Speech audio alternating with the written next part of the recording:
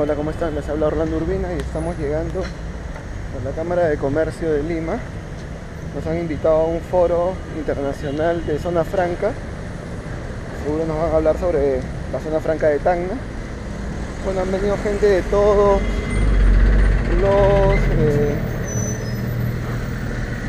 han venido todos los especialistas de diferentes partes de Sudamérica. Así que seguro vamos a escuchar cosas muy buenas. Vamos a tratar de hacer una nota de todas las conversaciones de los especialistas, seguro del ministro también que va a venir. Ya les tenemos más imágenes más adelante. Hasta luego.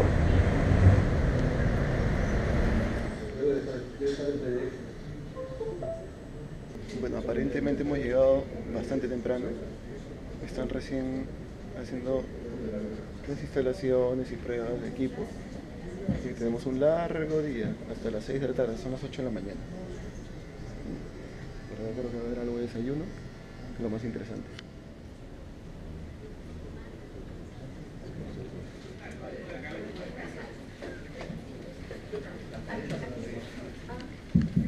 Y también contamos con la participación de otros países amigos como el del Uruguay y El Salvador, que cuentan con zonas francas que han tenido excelentes resultados y constituyen un foco de importante desarrollo industrial. Es importante mencionar que actualmente existe una disparidad, localmente hablando, en el desarrollo y establecimiento de estas zonas económicas especiales, que como sabemos cuentan con una serie de beneficios aduaneros, tributarios, que permiten reducir los costos productivos, facilitando el comercio y generando mayor competitividad y por lo tanto mayor capacidad para absorber mano de obra. Por ello es que organizamos estos foros para invocar a los empresarios a invertir en estas zonas especiales que han tenido muchos éxitos en otros países y nosotros todavía estamos esperando ello. En ese sentido, considerando los logros que ya se han alcanzado en otras experiencias de los diferentes países, es, digamos, loable la organización de este foro que reúne a nuestras autoridades conjuntamente con el sector empresarial y con expositores y conocedores de la materia. Este foro tiene como principales objetivos intercambiar experiencia de los países con buenas prácticas en las zonas económicas especiales, contar así con una propuesta de desarrollo de estas zonas, impulsar el comercio e industria de productos y servicios a fin de propiciar un mayor crecimiento y desarrollo económico, armonizar criterios y potenciar beneficios, así como articular una red de zonas económicas especiales de la Alianza del Pacífico, promoviendo inversiones entre los países miembros. Y sobre esta base, lo que se busca es identificar cuál es el modelo más adecuado para el Perú para generar oportunidades de inversión, de producción y desarrollo sobre la base de un espacio económico ampliado de renovadas oportunidades de negocio. El desafío también es crear sinergias entre el sector público y privado que permitan identificar potenciales encadenamientos productivos, definir acciones políticas, estrategias y decisiones por ser adoptadas por parte de los países de la Alianza del Pacífico a fin de aspirar a obtener los mejores resultados. Las experiencias compartidas por los diversos expositores contribuirá, como ya se mencionó, al establecimiento de políticas armonizadas, ello porque contaremos hoy con el valioso aporte de 6 expertos internacionales. Son pocas realmente las oportunidades en que tenemos esta posibilidad de debatir las diferentes experiencias. Hemos dividido el foro en 4 bloques. El primer bloque, zonas francas en el mundo, donde contaremos con la participación del señor Martín Ibarra de Colombia. También contaremos con la participación de la señora Carolina Vides, que nos visita de El Salvador, el señor Marcelo Sica del Uruguay. En el segundo bloque, relativo a zonas económicas especiales del Perú y México, donde contaremos con la intervención de nuestro viceministro Edgar Vázquez y con la exposición sobre modelos de parques industriales de México a cargo de la señora Claudia Ávila. El tercer bloque, denominado Zonas Francas de Colombia y Chile, Contaremos con la participación del señor Javier Díaz, nos presentará la importancia de las cadenas globales del valor en estas zonas, seguido con la experiencia de Chile a cargo del señor Juan Pérez Cotapos, y finalmente el cuarto bloque, balances y propuestas finales, a cargo del señor Roberto de la Torre. Y por cierto, finalmente contaremos con Juan Antonio Morales, vicepresidente de nuestro gremio de XCOM, en la clausura. Al término del segundo y tercer bloque se desarrollará, para enriquecer el análisis y generar el debate, un importante panel con comentaristas del sector público y privado. Finalmente, quiero destacar el esfuerzo del gremio de comercio exterior del XCOM en la organización de este foro, este primer foro internacional de zonas francas en el marco de la Alianza del Pacífico, y reiterar nuestro agradecimiento a los expositores internacionales y nacionales que compartirán sus valiosas experiencias.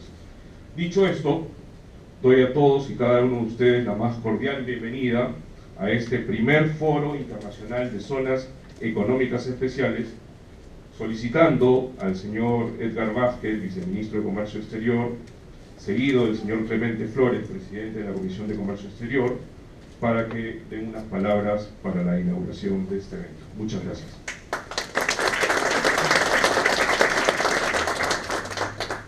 Muchas gracias, doctor. Señor Edgar Vázquez, por favor.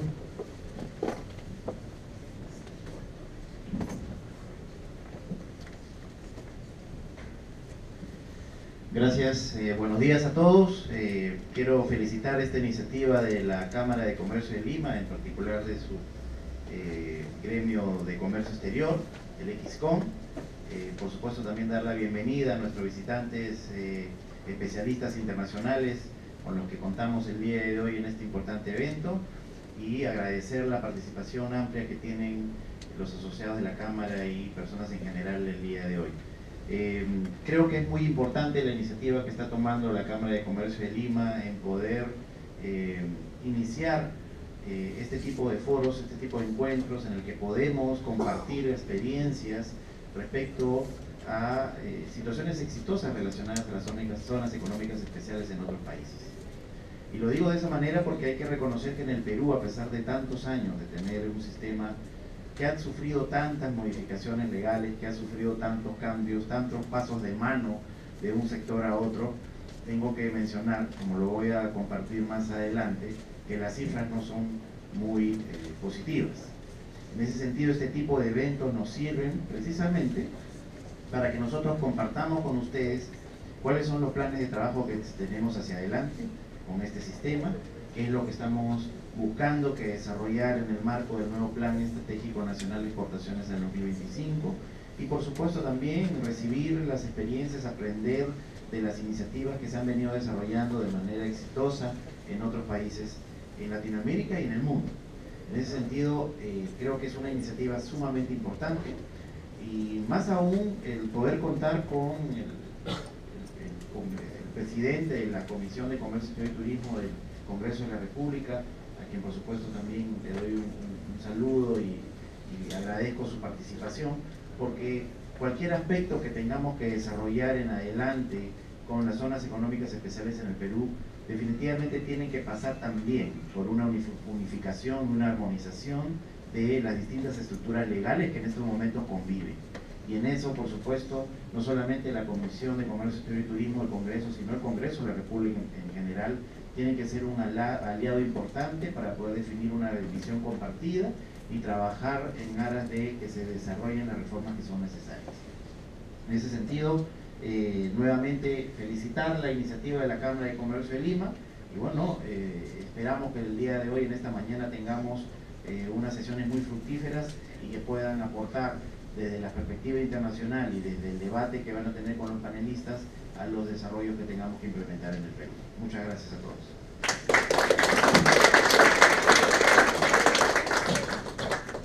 Muchas gracias, señor Edgar Vázquez. Invitamos, por favor, al señor Clemente Flores Vilches, presidente de la Comisión de Comercio Exterior del Congreso de la República, para sus palabras.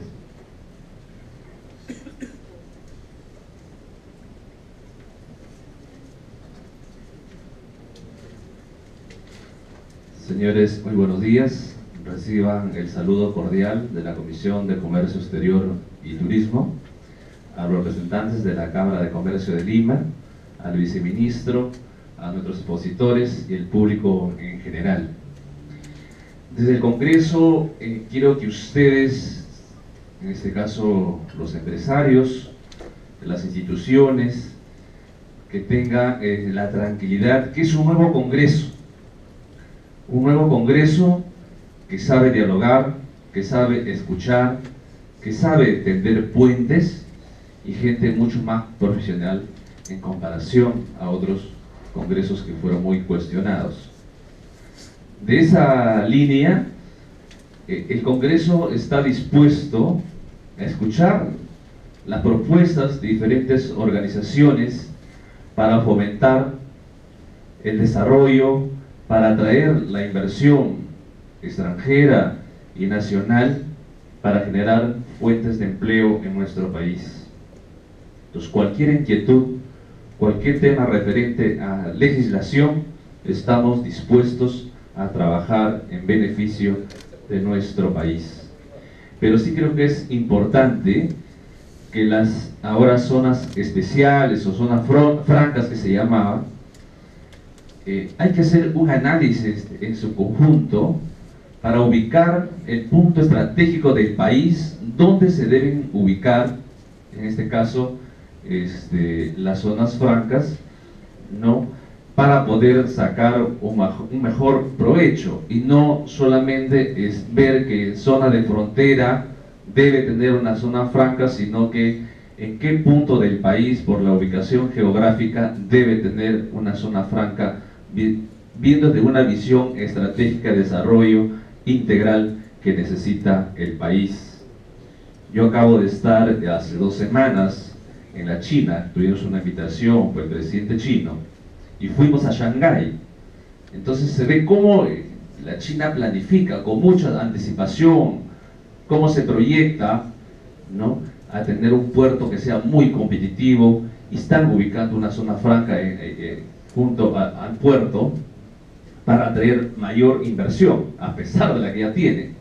Y creo que el Perú no puede ser ajeno a eso. Muchísimas gracias, espero escuchar a cada uno de los expositores. Gracias.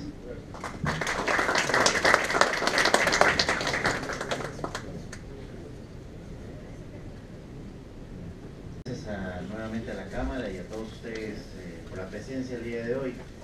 Luego de esta presentación de Gustavo, estoy seguro que todos han quedado bastante impresionados de cómo es que este mecanismo se utiliza de manera exitosa en varios países en el mundo, y cómo el mecanismo no ha tenido ese desarrollo en el Perú, por distintos motivos que espero poder ir descifrando con ustedes el día de hoy, y también mostrando cómo es que pensamos ir avanzando en este camino.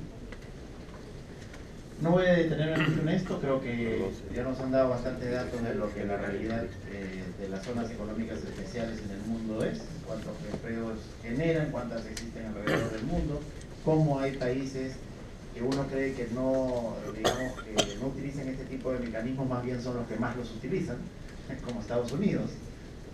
O bueno, la China sí es reconocida, pero muy pocos conocen que Estados Unidos es probablemente el que más utiliza este tipo de mecanismos, con otra orientación, pero digamos que facilitando zonas y espacios que finalmente constituyen polos de desarrollo industrial para sus economías. En el caso peruano, y como dije en mis palabras de inauguración, no hemos tenido una claridad y un consenso amplio a lo largo del tiempo, tanto entre el gobierno como el sector empresarial, todo el engranaje en general de la sociedad peruana en relación a este mecanismo. Han existido momentos en que el mecanismo se ha constituido con una orientación de sustitución de importaciones a sus inicios, con una, digamos, acompañando tendencias de políticas económicas que existieron en un momento. Luego, con muy poco cuidado, se generó una situación en la que su utilización y su promoción vino de menos, luego tratando de reactivarlas, y el último esfuerzo, el cambio que se ha dado en la legislación en este año. con el anterior Congreso de la República. Se han creado nuevos espacios que finalmente no están activos. Si bien hay en estos momentos un número de espacios creados, como voy a demostrar más adelante, solo funcionan 4. Y funcionan, bueno, es un decir, de una u otra manera están activos, existen empresas, pero vamos a ver con los números cómo hemos sido relativamente poco exitosos con el mecanismo, y aquí hay que hacer un mea culpa obviamente general, porque no hemos identificado en el mecanismo la mejor forma de aplicarlo, utilizarlo, y creo yo también que de una u otra manera le hemos puesto la mayor cantidad de trabas posibles para que esto no ocurra. Entonces esto hay que ir reconociéndolo, hay que ir trabajando.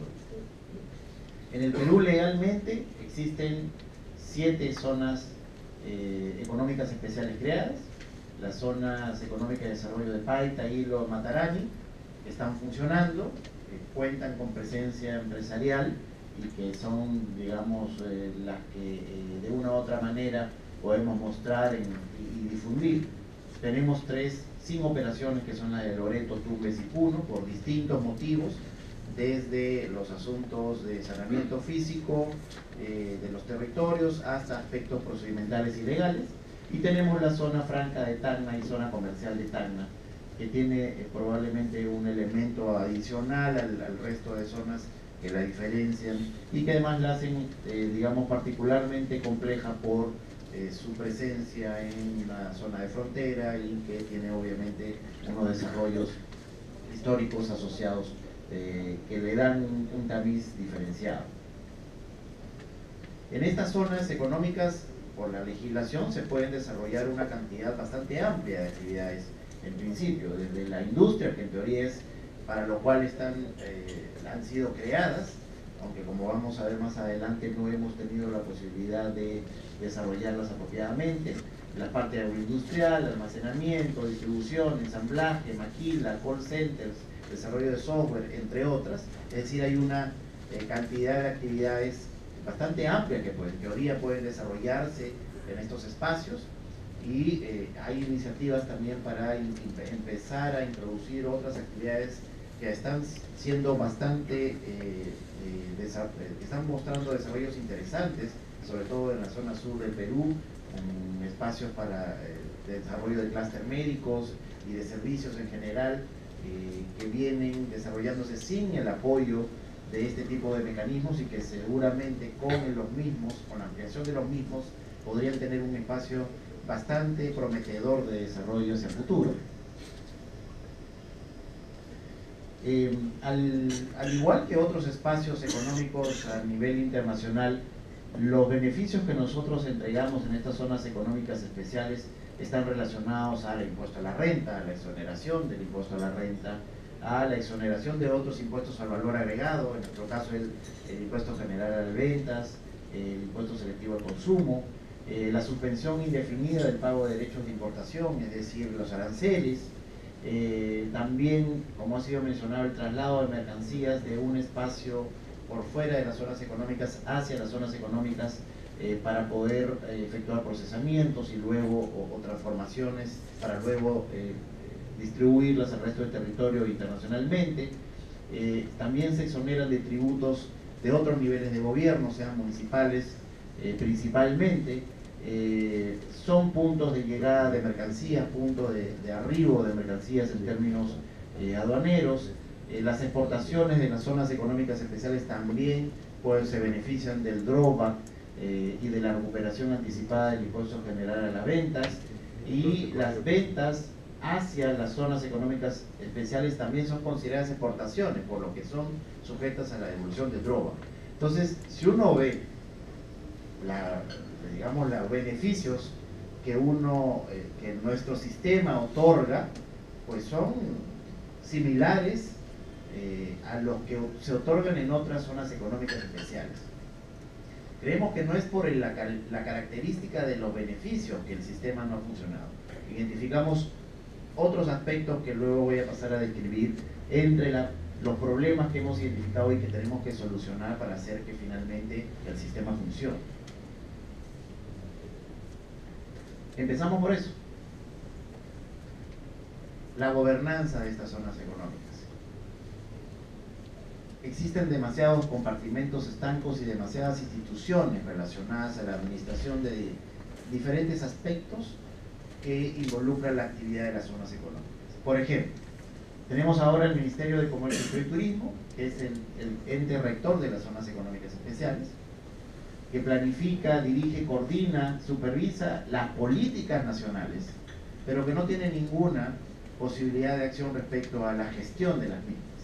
Es decir, desarrollamos, administramos la legislación relacionada a las zonas económicas especiales, pero no tenemos, digamos, la injerencia medular respecto a la gobernanza de las zonas específicas.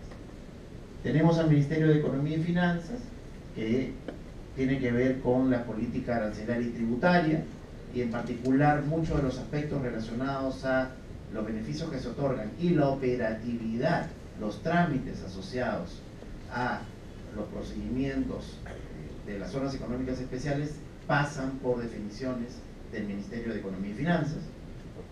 Tenemos al Ministerio de la Producción, que es el ente competente en cuanto a la industria, las pymes. Por ejemplo, toda la lista de posibles actividades que pueden realizarse en estas zonas económicas tienen que pasar por una aprobación y análisis del Ministerio de la Producción, y siendo un ente adicional además en el directorio de estas zonas económicas especiales. Y tenemos a los gobiernos regionales, quienes finalmente tienen la digamos, potestad administrativa y de gestión y de designación de los, digamos, las gerencias y de los directores que administran estas zonas económicas. Entonces tenemos ahí un estamento organizativo que genera que haya muchos participantes. A esto podríamos sumarle, por ejemplo, la SUNAT, ¿no?, que tiene que ver también con la parte operativa de la aduanera, del ingreso, salida de las mercancías, y que obviamente nos genera un espacio de necesidad de armonización y de coordinación y que no necesariamente se comparten visiones respecto a la utilización y desarrollo de estos mecanismos. Entonces este es un primer punto que claramente tenemos que repensar, tenemos que resolver y tenemos que armonizar en aras de viabilizar un mejor aprovechamiento del sistema. Bueno, para quienes no conocen, nosotros las 4 zonas económicas que tenemos operativas, la primera está en Paita, en el norte, en la costa norte del Perú, probablemente es la zona económica especial, bueno, ahora es zona especial de desarrollo que más, digamos, ha utilizado o ha sido exitosa en términos relativos en cuanto a la generación del mecanismo. Ahí tenemos 940 hectáreas de terreno, de las cuales solo tenemos 20 hectáreas habilitadas con servicios básicos, y voy a pasar luego a describir también que esta es otra de las importantes carencias, ¿no? Hemos creado las zonas económicas como espacios físicos, pero no los habíamos o no los hemos aún dotado necesariamente de toda la infraestructura que requieren para su desarrollo. Entonces tenemos beneficios tributarios que en teoría son muy atractivos para el arribo de las industrias, pero cuando los interesados llegan a las distintas zonas a investigar respecto a la viabilidad de constituir ahí sus plantas y sus negocios, se ven con que no tienen la posibilidad de abastecerse de energía eléctrica, o no tienen la posibilidad de abastecerse apropiadamente del agua potable, o no tienen la posibilidad de tener conectividad de internet u otras adecuada a la característica de sus negocios. Entonces tenemos los espacios físicos, tenemos los beneficios tributarios, pero no tenemos la infraestructura desarrollada que finalmente viabilice el espacio de la zona económica especial. Tenemos la zona especial de desarrollo de Matarani en Arequipa. Ahí tenemos 354 hectáreas de terreno, de las cuales 29 se encuentran habilitadas. Tenemos la zona especial de desarrollo en Nilo, más al sur. Ahí tenemos 327 hectáreas de terreno, de las cuales solo 17 se encuentran habilitadas. Y tenemos la zona franca de Tacna y la zona comercial asociada. En el área industrial, ahí tenemos 265 hectáreas, de las cuales 180 hectáreas se encuentran habilitadas, Y bueno, tenemos una zona comercial asociada que tiene que ver con la distribución y comercialización al público en general de los productos que usualmente se importan y se distribuyen en esa zona. ¿Cuáles han sido los resultados? Un poco para ponernos en contexto. En total, en esas 4 áreas, en esas 4 zonas económicas, tenemos 130 empresas. Empleo generado 1.609, exportaciones generadas 37 millones de dólares, importaciones 644 millones de dólares, países a los que exportamos 36. El 66% de las empresas instaladas en estas zonas están en TAN, están en la zona económica especial en TAN. El 94% de las importaciones que se realizan hacia esas zonas se hacen a la zona especial de TAN. El 94% de las exportaciones, en cambio, se hacen desde PAITA. Y existen compromisos de inversión asociados a proyectos que tienen interés de establecerse, pero que por una u otra condición no estamos logrando que se establezcan, por alrededor de 200 millones de dólares. Es decir, nuestras cifras no son las más exitosas entre las experiencias internacionales relacionadas a esta materia. Y hay que decirlo con claridad. ¿Cuáles son los problemas asociados identificados? Obviamente lo que menciono de infraestructura. Hay una carencia adecuada para el desarrollo industrial y hay que tomar en cuenta la naturaleza del nacimiento de estas zonas. Creo que Gustavo lo dijo muy bien. En este caso, en el Perú, estas zonas nacieron como iniciativas públicas, en terrenos públicos y con administración pública.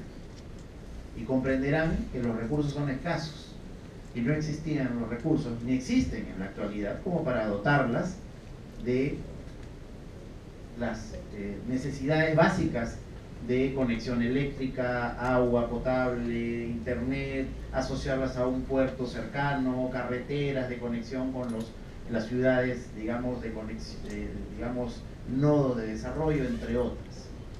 En el tiempo se ha ido buscando hacer varios cambios al sistema, pero creo yo que es importante repensar la gobernanza de los mismos y permitir de una vez por todas una participación activa del sector privado, tanto en su gerenciamiento como en su, digamos, propiedad, inclusive en cuanto a su administración. No solamente buscando ver si contratamos a un buen gerente. Si el gerente sigue siendo parte del establishment del sector público, probablemente siempre se mantenga a los vientos del interés político del momento. Y eso es algo que no le permite tener sostenibilidad en una gestión y, por supuesto, también reduce el éxito en la experiencia peruana, al menos, respecto a la administración de cualquier tipo de institución. El marco legal es disperso, como he mostrado, hay muchas instituciones que tienen algún tipo de injerencia en la gobernanza de estas zonas económicas especiales, es compleja. Tenemos instituciones que se han especializado realmente en hacer casi imposible que entren y salgan las mercancías y se desarrollen en las zonas económicas especiales. Y ha sido muy difícil, por lo menos desde la perspectiva del Ministerio de Comercio Exterior y Turismo, poder romper con esa, digamos, visión distinta respecto a la utilización de este instrumento. Y ahí tenemos también asociados que hay procedimientos internos dentro de la administración de estas zonas económicas especiales y de la operatividad de las mismas y del uso de sus recursos, y además de la administración del flujo de bienes y servicios que utilizan, que las hacen muy engorrosas y que desincentivan la inversión. Los procesos aduaneros, hemos identificado que precisamente ahí tenemos muchas complejidades. Son más difíciles los procesos aduaneros asociados a las zonas económicas especiales que los que no lo son. Entonces, cuando en teoría, por lo que nos ha explicado muy bien Gustavo el día de hoy, debería ser al revés. Debería ser una zona de mayor simplificación en cuanto a los procedimientos, y no lo es en la realidad peruana actual. Entonces, como ven, hay varios asuntos ahí que tenemos que resolver rápidamente. Sin embargo, también hay aspectos que podemos aprovechar.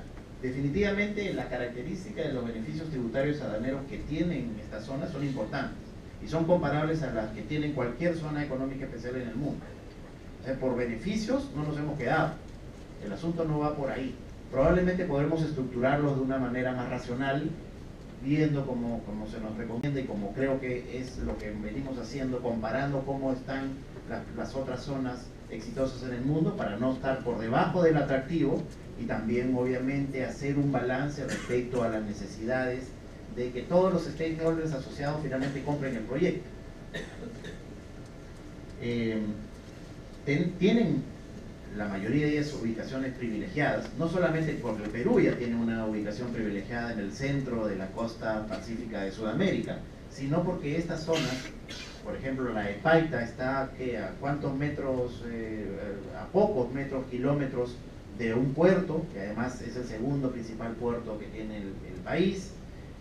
Tacna, si uno lo ve en perspectiva en su localización geográfica, teniendo a menos de 50 kilómetros el norte de Chile, a menos de 100 kilómetros a Bolivia, y si nos extendemos un poco más por ahí, Brasil, el norte de Argentina y el Paraguay, tiene también una zona, está ubicada en una zona privilegiada, que tenemos que tener obviamente visión de largo plazo para construirla y desarrollarla.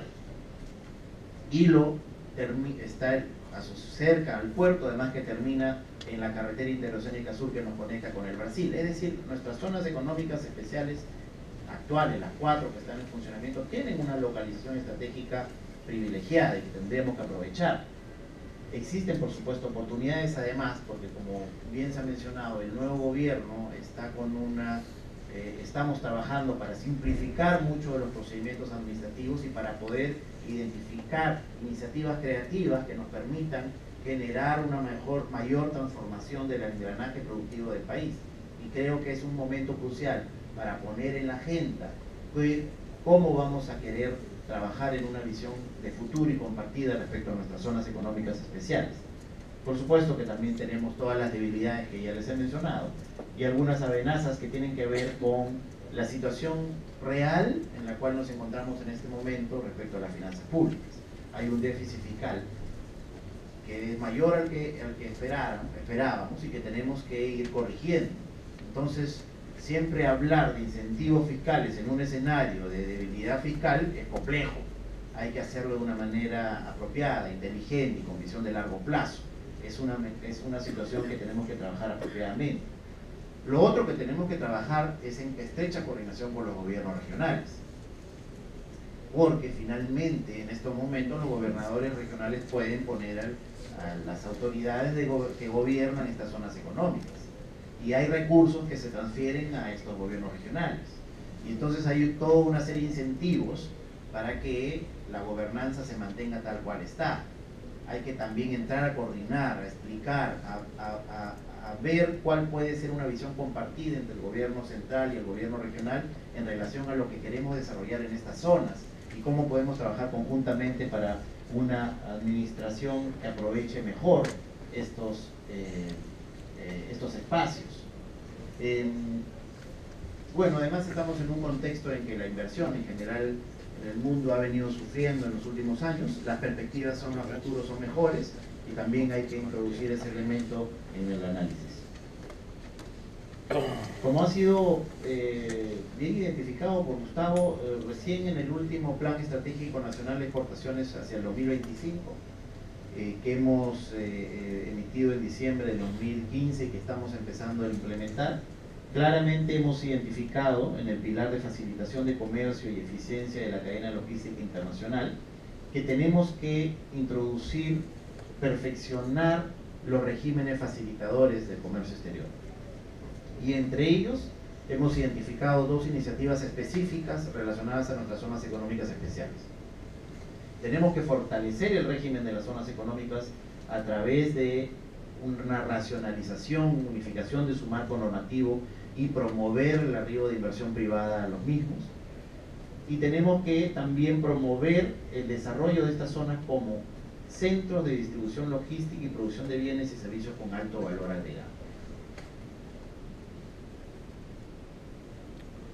Para ello, consideramos importante poner en el debate y en las coordinaciones con el sector público del gobierno central y de gobiernos regionales y con el sector privado la necesidad de, en alianza, en conjunto, poder encontrar los mejores mecanismos para dotar de la infraestructura necesaria a estas zonas económicas especiales. Por recursos públicos no va a poder ser. Tenemos que encontrar el mejor camino de administración y de gestión para poder finalmente desarrollar la infraestructura necesaria para el arribo y el atractivo de los negocios en estas zonas. Tenemos que trabajar en un marco legal moderno, facilitador, que diferencie estas zonas del espacio general, no al contrario, no que dificulte más el ingreso a estas zonas. Tenemos también que pensar en cuanto a los beneficios que se están entregando, hacer la comparación con respecto a las zonas económicas en las regiones, para racionalizarlos y para estructurarlos apropiadamente. Tenemos que introducir a la gestión privada en las zonas económicas, del sector privado. El sector privado tiene que ser un actor medular en el futuro de la administración, de la gestión, de la propiedad, ¿por qué no?, de las zonas económicas especiales actuales y futuras que se puedan desarrollar. Tenemos que trabajar junto con el Ministerio de la Producción para que las zonas económicas especiales finalmente sean atractivos para el desarrollo industrial y desde nuestra perspectiva, por supuesto, por una visión de participación en las cadenas globales de valor para permitir la internacionalización de nuestras empresas y finalmente de esa manera generar un desarrollo exportador en estos espacios. Tenemos, por supuesto, también que profundizar nuestras actividades de promoción de estas zonas económicas especiales. No se promueven estas zonas en el mundo. Recibimos delegaciones de muchos países que tienen estas zonas y vienen exclusivamente a promover el arribo de inversiones peruanas a sus espacios. Tenemos que también hacer un esfuerzo de promoción de estos espacios a nivel internacional cada vez que vamos a alguna feria especializada o a través de nuestras oficinas comerciales en el exterior para que también sea un mecanismo que se promueva y de esa manera se identifiquen las oportunidades y los potenciales que existen en el Perú en este aspecto. Hemos efectuado ya en el marco del PENS durante este año algunas actividades que no se habían hecho antes y que son importantes que las resaltemos. Primero, hemos en la estructura orgánica del Viceministerio de Comercio Exterior finalmente creado una dirección especial, una dirección de zonas económicas especiales como un órgano de línea de la Dirección General de Facilitación de Comercio. Es decir, finalmente dotar desde la parte de política pública a un espacio con funcionarios especializados que nos permitan construir un proyecto a futuro y que nos permitan interactuar con el resto de instituciones públicas en aras de materializar una reforma y una nueva visión de futuro de estas zonas, de estas áreas. Hemos iniciado ya actividades de promoción de inversión de las áreas tal cual están. Ya hemos logrado la participación de representantes de las distintas zonas económicas especiales del Perú, por ejemplo en la última Expo Minia en Santiago de Chile. Hemos efectuado foros de inversión también en Santiago de Chile, hemos hecho un foro de inversión en el Perú, en Arequipa, hemos posibilitado la participación de estas zonas en la última Expo Alimentaria, promoviendo entre los visitantes internacionales sus espacios. Hemos introducido algunas mejoras de la operatividad, ya hemos desarrollado el estudio de los procesos de ingreso, permanencia y salida de mercancías en los ETICOS para mejorar esos procedimientos de supervisión del Ministerio de Comercio Exterior y Turismo. Hemos hecho un encuentro anual con los funcionarios de las distintas zonas económicas para empezar a sensibilizarlos en los temas y para empezar a compartir con ellos nuestro proyecto y nuestra visión respecto a lo que tenemos que trabajar a futuro en las zonas económicas especiales. Hemos tenido también reuniones con la SUNAT para poder mejorar la operatividad. No está aquí, pero acabamos de constituir finalmente a inicio de esta semana la unidad ejecutora del proyecto de ventanilla única 2.0. Y eso es muy importante. El Perú tiene una ventanilla única que es avanzada en cuanto a lo que existe en América Latina. Tenemos un trabajo además conjunto con los países de la Alianza Pacífico para iniciar la interconexión, pero el proyecto 2.0 que vamos a iniciar a implementar a partir del 1 de enero de 2017 y con la creación de su unidad ejecutora, cuenta con cerca de $62 millones para modernizarla, para entrar a una reestructuración de los procesos de trámites asociados al comercio exterior, pero en lo que corresponde a las zonas económicas especiales, para crear el componente específico de zonas económicas especiales que materialice procedimientos más expeditivos para el desarrollo de sus actividades, para evitar que estar utilizando el papel, para evitar que no haya una conexión apropiada con la SUNAT, con otras instituciones. Se va a construir ahí un mecanismo que nos permita dar un salto de calidad en cuanto a los procedimientos asociados a las zonas económicas especiales. En cuanto al marco normativo, hemos culminado un estudio con el Banco Mundial, un benchmark de políticas públicas y de experiencias exitosas en relación a las zonas económicas especiales. Es un documento que recién recién tenemos la versión final y que vamos a luego conversar y compartir con los representantes de las zonas económicas especiales.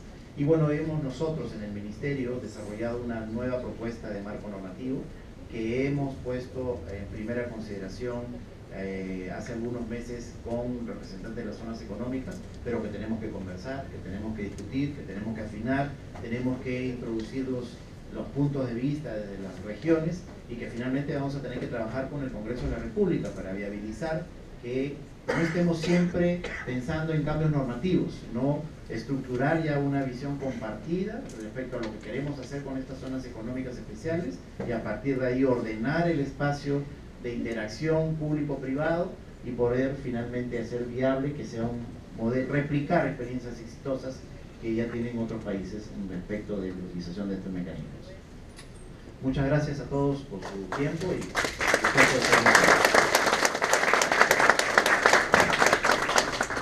muchas gracias, señor viceministro.